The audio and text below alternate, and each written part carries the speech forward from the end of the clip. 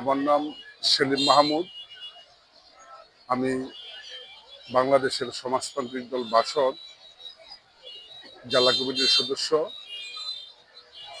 Garments শ্রমিক front Narayanganj জেলার সভাপতি এবং নারায়ণগঞ্জ জেলা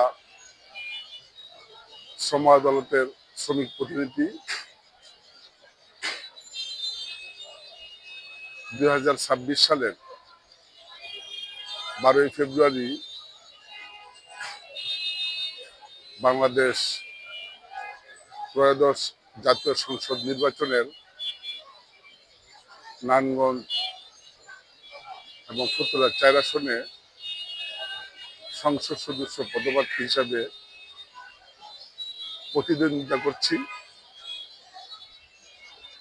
আমি প্রত্যাশা করি এবং সমস্ত দেশবাসী এবং আমার ভোটার যারা আছেন তাদের প্রতি আমার শুভেচ্ছা রইল। দীর্ঘ ছাত্র জীবন থেকে এই পর্যন্ত ছাত্রদের শিক্ষার আন্দোলন, শ্রমজীবী মানুষের তার অধিকারের আন্দোলন, রাষ্ট্রের যে কোনো সংকট সমস্যায় আমাদের দল, বাংলাদেশের সমাজতান্ত্রিক দল, জন্মলগ্ন থেকেই এদেশের শোষিত মেহনতি মানুষের পক্ষে সংগ্রাম করে। সে সংগ্রামের অংশ হিসাবে দীর্ঘদিন যে বাংলাদেশের যে সংসদ প্রায় 12টা নির্বাচন হয়েছে, সেই নির্বাচনে যারা নির্বাচিত হয়েছেন দুর্নীতি, লুটপাট, কালো টাকার মালিক এবং নির্বাচন একটা বাণিজ্য হিসাবে দেখেছেন। কিন্তু আমরা নির্বাচনে অংশগ্রহণ করছি, সংসদ হচ্ছে একটা আইন তৈরি করার সংস্থা। সেখানে রাষ্ট্রনীতি কি হবে, পররাষ্ট্রনীতি কি হবে, শ্রমনীতি কি হবে, শিক্ষানীতি কি হবে, সেই সকল বিষয় নিয়ে সংসদ সে কাজ করার কথা।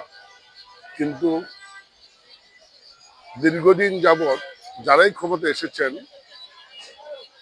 তারা জনগণের ট্যাক্সের টাকার উপর ভিত্তি করে বেতন নিয়ে তাদের নিজের আখের গুটানোর চেষ্টা করেছেন। আমরা নির্বাচনে প্রতিদ্বন্দ্বী করার মূল কারণ হচ্ছে এই সংসদ যে আসলে জনগণের পক্ষের, জনগণের অধিকার প্রতিষ্ঠা করার জন্য যে সংসদ, সেটাকে সেই জায়গায় নিয়ে যেতে চাই। যেহেতু জনগণের ট্যাক্সের টাকার উপর এই সংসদ সদস্যদের বেতন হয়, তারা বেতন পাবে, সে বেতন দিয়ে তাদের সংসার জীবন পরিচালনা করবে এবং জনগণের জন্য আইন তৈরি করবে।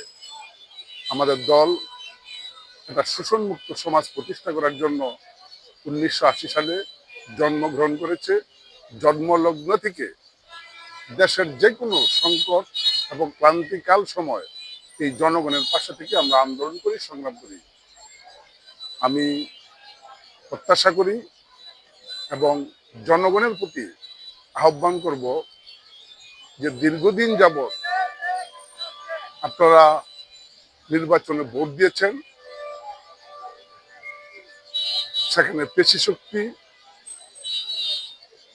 অর্থনীতি এবং মানুষের মনোযোগকে সেখানে অর্থ দিয়ে ক্রয় করেছে। কিন্তু এইবারের নির্বাচনে যেহেতু একটা ফ্যাসিস্ট সরকার দীর্ঘদিন যাবৎ জনগণের ভোট থেকে বঞ্চিত করেছে, একটা সুযোগ এসেছে এবং অন্তর্বর্তীকালীন সরকারও বলেছে যে অন্যান্য নির্বাচনের তুলনায় এই নির্বাচনে উনি নতুন একটি চমক দেখাবেন। আমরাও যারা ভোটার আছেন তাদের প্রতি আহ্বান রইল, এই ভোটটা আপনারা আমানত, এই ভোটটা আপনার বিবেকের প্রতি প্রশ্ন রেখে অতীতের যারা ক্ষমতায় গেছে তাদের ন্যায়ের মতো মানুষদেরকে ভোট দিবেন, না যারা সত্যিকার অর্থে মানুষের পক্ষে কাজ করে তাদেরকে ভোট দিয়ে আপনার অধিকার প্রতিষ্ঠা করার জন্য বেগবান করবেন? আমি প্রত্যাশা করি এবং আমাদের দল প্রত্যাশা করে সারা বাংলাদেশেই আমাদের যে মহিমার্খার প্রার্থী আছেন, সারা বাংলাদেশের যে জনগণ আছেন, আপনাদের প্রত্যেকের প্রতি আহ্বান, আপনারা আপনাদের বিবেক, আপনার মনুষ্যত্ববোধ এবং এই বর্তমানে এই 5ই আগস্টের পর যেটা অপসংস্কৃতি রয়েছে, যারা নেতৃবৃন্দ আছেন, নেতারা আছেন, বিভিন্ন বকাবাদ্য এবং সংস্কৃতিটাকে যে নিম্নমানের তৈরি করেছেন, সেটা উন্নত সংস্কৃতি তৈরি করার জন্য আমরা নির্বাচনে অংশগ্রহণ করতেছি।